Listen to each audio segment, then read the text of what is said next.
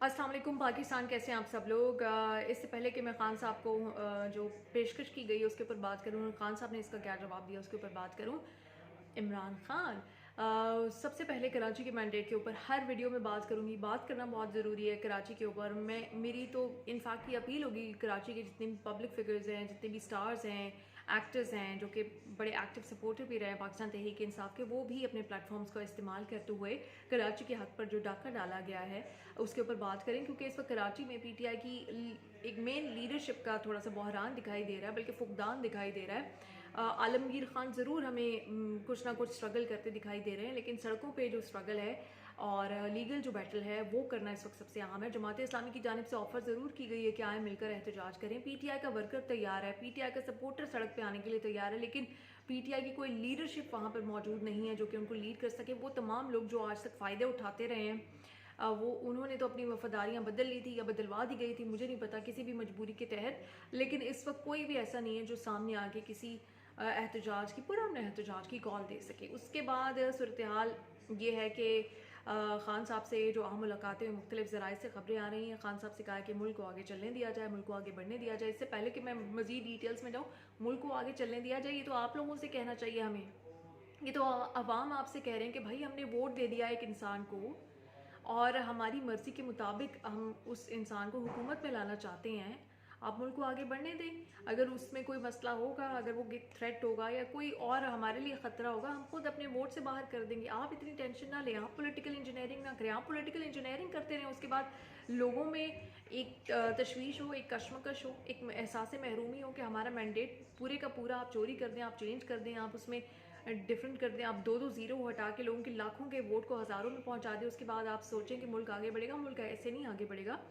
ये दूसरी बार हुआ है अवाम इस्टेब्लिशमेंट के खिलाफ गई है, पहली बार नहीं हुआ। 2024 is not the first time जब अवाम ने इस्टेब्लिशमेंट के खिलाफ जाके वोट दिया। 2018 में भी दिया था, भले से नून लीग के लिए दिया था। नून लीग इस पोजीशन में आ गई थी कि ऑपोजिशन लीडर उनका आ गया था, पंजाब में गवर्नमेंट बनाने की पोजीशन में आ गई थी। उस वक्त आप नून लीग को टफ टाइम दे रहे थे, तो वो भी अवाम ने इस्टेब्लिशमेंट के खिलाफ ही वोट दिया था। और इस बार अवाम ने ज़रा और बढ़ चढ़ के इस्टेब्लिशमेंट के खिलाफ वोट दे दिया है और पाकिस्तान तहरीक इंसाफ के हक में और इमरान खान के हक में वोट दे दिया। कितना आप लोग गिरे कि आपने इद्दत में निकाह केस फ़ौरन फैसला सुनाया कि 8 फरवरी से पहले कि शायद जो पब्लिक सेंटिमेंट है वो थोड़ा सा चेंज हो जाए, रिलीजियस सेंटिमेंट चेंज हो जाए कि भाई ये बंदा तो इद्दत में निकाह कर रहा है, इसको तो इस एहतराम ही नहीं है। कितनी आपने कोशिश की कि आवाम का सेंटिमेंट चेंज हो जाए और आवाम का सेंटिमेंट चेंज नहीं हुआ। आपने मोबाइल बंद किया, आपने इंटरनेट सर्विसेज बंद किया, आपने खौफ व हरास फैलाया कि पता नहीं घर से बाहर निकले तो क्या हो जाएगा। उसके बाद भी आवाम निकली और आवाम ने वोट दे दिया, आवाम ने अपना फैसला सुना दिया। अब आप उस फैसले को चेंज कर रहे हैं और उसके बाद फिर आप खान साहब से कह रहे हैं कि मुल्क को चलने दिया जाए।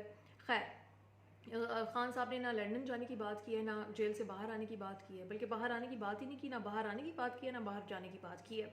खान साहब ने सिर्फ ये कहा पॉलिटिकल इंजीनियरिंग की गई है मेरी 30 से 40 सीटों के ऊपर, जो कि पीटीआई का मैंडेट है, उस पर रिवर्स पॉलिटिकल इंजीनियरिंग की जाए और जो उसका साफ और शफाफ नतीजा बनता है फॉर्म 45 के मुताबिक वो नशिस्तें पाकिस्तान तहरीक इंसाफ को दिलाई जाए, ताकि एक पिक्चर क्लियर हो कि हुकूमत किसने बनानी है, किसने नहीं बनानी है।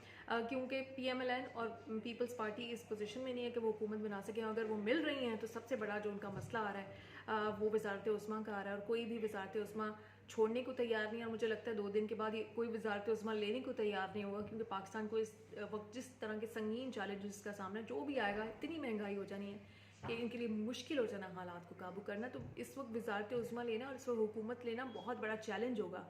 सब चाहेंगे कि वो अपोजिशन बेंचेस में बैठ जाएं, वो आसान होगा।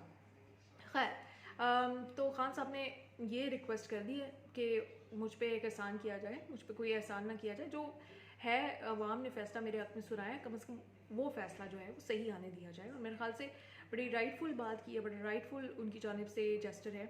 और अगर वो नहीं होता और पीपल्स पार्टी के साथ बैठ के पीटीआई को हुकूमत कर तो करनी पड़ती है, तो आई पर्सनली फील कि नवाज शरीफ और जरदारी में कोई फ़र्क नहीं है। मैं उन लोगों में से नहीं हूँ जो ये कहेंगे कि नहीं नहीं जी, मैं कुछ पीटीआई के सपोर्टर्स होते हैं बहुत ही जज्बाती किस्म के, जो कहते हैं कि नहीं बैठना ही नहीं है इनके साथ। नहीं, मुल्क की जो पॉलिसीज़ हैं उनमें अगर ज़रूरत पड़े किसी के साथ बैठ के ऐसी पॉलिसीज़ बनाने की, लॉन्ग टर्म पॉलिसीज़ जिससे मुल्क का फ़ायदा हो, बैठें आप इनके साथ। मुल्क के ख़िलाफ़ अगर कोई दुश्मन आवाज़ उठाता है उस वक्त आप इनके साथ मिल के बैठे नवाज शरीफ और जरदारी के साथ, और मुल्क के दुश्मन को जवाब दें।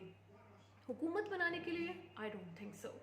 नहीं बन रही हुकूमत, अपोजिशन बेंचेस पे बैठ जाए, इनको खेल लेने दें। अब इनको खेल लेने दें, हुकूमत इनको बना लेने दें वज़ारत उस्मा। इनसे नहीं संभाली जानी, इनसे पिछले 11 महीने नहीं संभाले जा रहे थे, आगे 5 साल हुकूमत करने की इनका खुद भी पोटेंशियल ही नहीं रहा, इनका खुद ही स्टेमिना अब गवर्नमेंट का रहा ही नहीं है। वो जो गवर्नमेंट ये कर भी रहे थे, वो भी कोई और गवर्नमेंट कर रहा था। ये तो बस येस बॉस और एहकामात मान लेते थे, फ़ोन पे जो इंस्ट्रक्शंस आती थी वो फॉलो कर लेते थे। अब इनमें पोटेंशियल ही नहीं रहा गवर्नमेंट करने का, पता नहीं क्या हो गया, कोई बददुआ है या क्या है। तो खैर पर्सनली मैं ये फ़ील करूँगी कि ये इत्तेहाद करने, ज़रदारी के साथ बैठे या नवाज शरीफ के साथ बैठे, एक ही बात है। इनके साथ गवर्नमेंट बनाने से बेहतर है आप अपोजिशन में बैठें। बाकी ऑब्वियसली पाकिस्तान तरीके इंसाफ खुद फैसला करेगी कि उसको क्या करना है। तो ये अहम मुलाकात और इसके बाद में ये बातें सामने आई थी, मैंने सोचा आपके सामने आप भी कमेंट्स में बताइएगा क्या ज़रदारी और नवाज शरीफ में कोई फ़र्क है, क्या इमरान खान साहब को ऑप्शन दी जाए अगर ज़रदारी के साथ बैठने की या नवाज शरीफ के साथ बैठ के गवर्नमेंट बनाने की, उनको बनानी चाहिए।